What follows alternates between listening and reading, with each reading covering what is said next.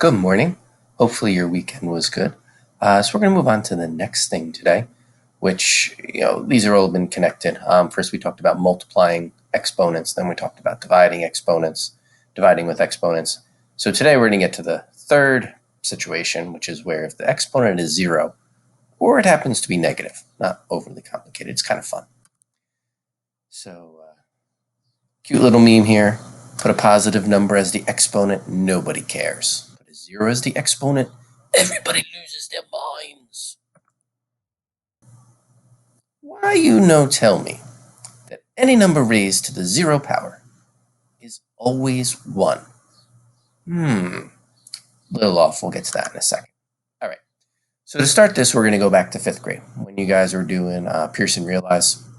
Okay, it was in Vision Math 2.0. It was probably the first or second lesson you learned about something called place value. What you did is you took numbers and you wrote them in first it was standard form, and then you wrote it in expanded form. So, for example, 423 is 400 plus 20 plus 3. And then what you had to do was write it as a multiple of a power of 10. So you did like 4 times 100, and then 2 times 10, and then you just wrote it as 3. And then they wanted you to write it as an exponent. Okay, so the power of 10, what power of 10 would it be? So 100 is 10 squared, 10 is 10 to the first, and then this one is actually 10 to the 0. Now, your teacher might not have had you do that. I know I did, but some of them might not. So why does a 0 exponent equal 1? So let's take a look at it.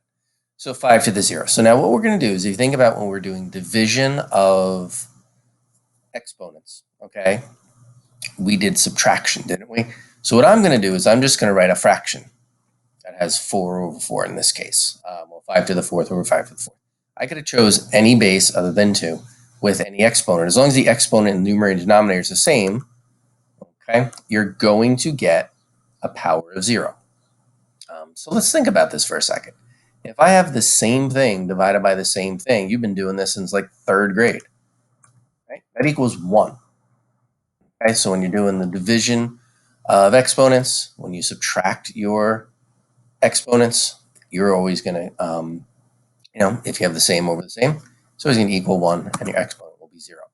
So what is the actual algorithm? So a to the 0 equals 1. So any base with 2 exceptions to the 0 power is always going to equal 1. Now, a cannot be 0, and it also can't be infinity. Again, it doesn't really matter for 8th grade, but, well, the 0 does, the infinity doesn't. That's for something later on. So now let's get to the next one where we have negative exponents. Don't get negative with me. Mark my words, you harness that negative power of yours and you can make it to the top just like me. So if you notice, this little kid has this little fractional exponent, has a -3 as its exponent. We'll talk about what that does. So positive exponents got me like, oh, but negative exponents causes them to lay down. It's a little bit much. So let's look at negative exponents. Well, actually, let's look at negatives. So think about when you did negatives and you first started in 6th grade, 7th grade. When you add a negative, what are you really doing? You're subtracting. When you subtract a negative, what are you doing? You're really adding. Well, if you have a positive number and you multiply it by a negative number, it becomes negative. And when you multiply a negative number by a negative number, it becomes positive. So when you're doing negatives, it really just does the opposite of what you would do if it was positive. Right? So let's look at 5 to the -3. Well, let's think about it. If it was just 5 cubed, it would be in the numerator. All right? So now, if it's a negative exponent, it has to do the opposite, so it goes into the denominator. So a negative exponent basically just takes wherever that base is and it puts it into the other part of the fraction. So if it's in the numerator, it puts it into the denominator with a positive exponent. Or if it's in the denominator, it puts it into the numerator with a positive exponent. And we'll see a couple examples of that. Why does that happen? Well, let's think about 5 to the -3 for a second. When we did the quotient of powers, we subtracted the exponent. So I'm just going to choose 2 random powers that will equal 5 to the -3rd. So in this case, I just did 5 squared minus, it's really 5 squared over 5 to the 5th. Okay. So that's what it looks like. 5 squared over 5 to the 5th. If I were to separate this out, just like we did the other day, I can decompose it to 5 times 5 over 5 times 5 times 1 over 5 times 5 times 5. Okay, we talked about how that works last time. Well, this equals 1, doesn't it? This equals 1 over 5 cubed. So it's really just 1 over 5 cubed. Right? So subtraction of exponents that becomes a negative power, it just means that it switches where it is. What is the algorithm for it? Well, a to the negative n is just 1 over a to the n. Okay, so we write it with a positive exponent, and it's just written in the other part of the fraction. So if it's in the numerator, it becomes the denominator, denominator becomes the numerator. So let's take an example. So 4 to the negative 2, well, we just take the 4, put it in the denominator with the positive exponent. So 3 to the negative 4. So we're going to evaluate this one. So 3 to the negative 4, we're going to write it without the exponent. Here we wrote it as a power. Here we're going to write it without the power. So that's 1 over 3 to the 4th. Okay, so now if I take 3 and raise it to the 4th power, it becomes 81. So that's 1 over 81. Now what we're going to do is now we're going to use what we did in the last two lessons. We're going to do some multiplication, some division.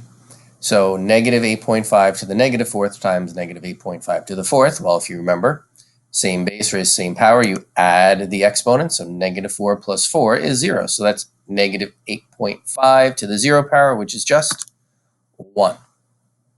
Okay. And that looks a little confusing because how can you have a negative here and not here? Well, think about it. This is really negative 8.5 to the 4th divided by negative 8.5 to the 4th, and negative divided by negative is always positive, so that kind of makes sense. All right, 2 to the 6th divided by 2 to the 8th.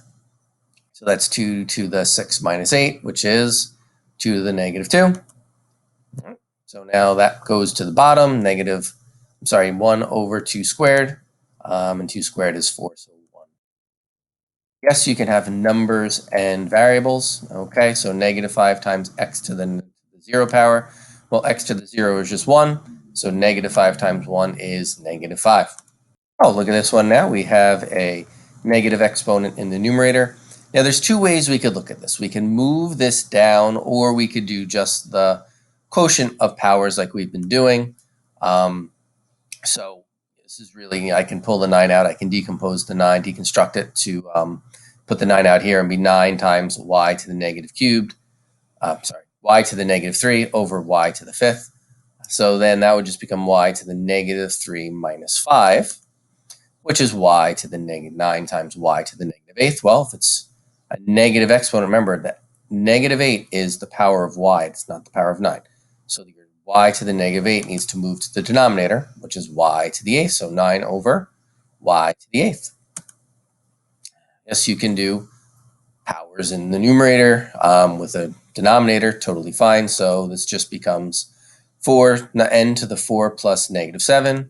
Well, that is n to the negative 3 over 6. Well, that means this needs to move to the denominator. So what is left in the numerator? Well, it's a 1. Okay, the 6 still stays in the denominator. So that's n, so 1 over 6 n cubed.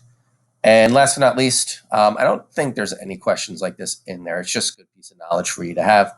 So 4 third over 3 c to the negative 5th. So c to the negative 5th, because this is a negative, it needs to go to the opposite part of the fraction. So it's in the denominator. It will go up to the numerator. So that just becomes 4c to the 5th over 3. Okay.